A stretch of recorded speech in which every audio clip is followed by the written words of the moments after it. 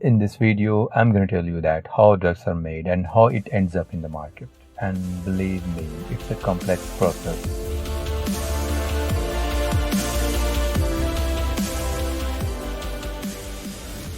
First of all, you have to identify the target for making a new drug. Targets usually include cancer cells, virus, bacteria, enzymes, or receptors on the cells. For example, drugs like codeine, morphine interact with the opioid receptor of the brain to produce analgesia, or you say to reduce pain perception.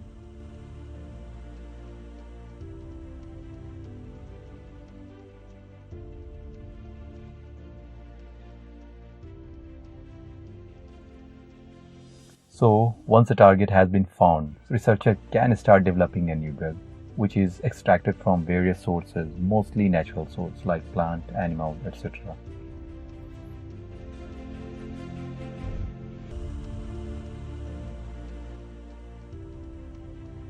Only active compounds for given target is considered for further investigation, like preclinical studies, where researchers use living cells, animals, and computer-aided models to assess the pharmacokinetic profile, such as how drugs absorb, where it gets distributed throughout the body, how it gets metabolized, and where, as well as how these drugs are excreted from the body.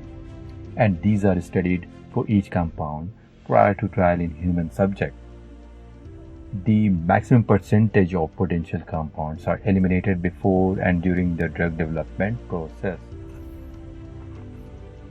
Before drug can be tested on humans, the identified 5,000 to 8,000 compound will likely to be reduced to 4 or fewer candidate drugs that you can easily count on your finger.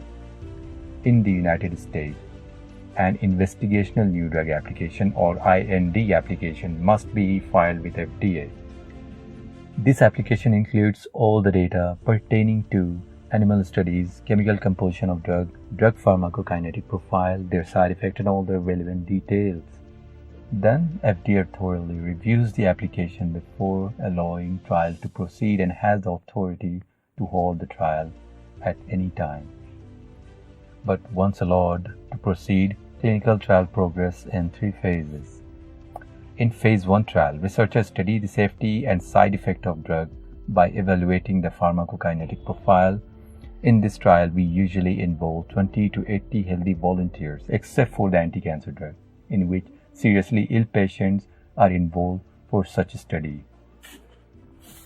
In phase 2 trial, the researchers establish the safety and efficacy of the candidate drugs. Such tests are performed on several hundred volunteers with disease conditions.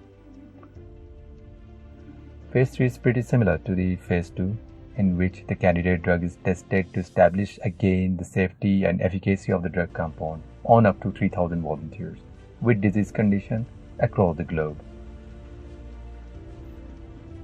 And in this phase, the product is finalized by labeling this.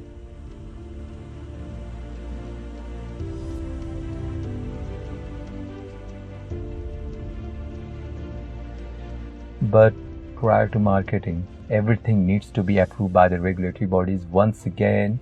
Therefore, at this point, a new drug application or NDA application must be submitted to the regulatory bodies like FDA. There they review and analyze all the data and decide whether or not to approve. Let's say the drug is approved. Then what? The drug will work perfectly without any unknown effect like adverse drug events.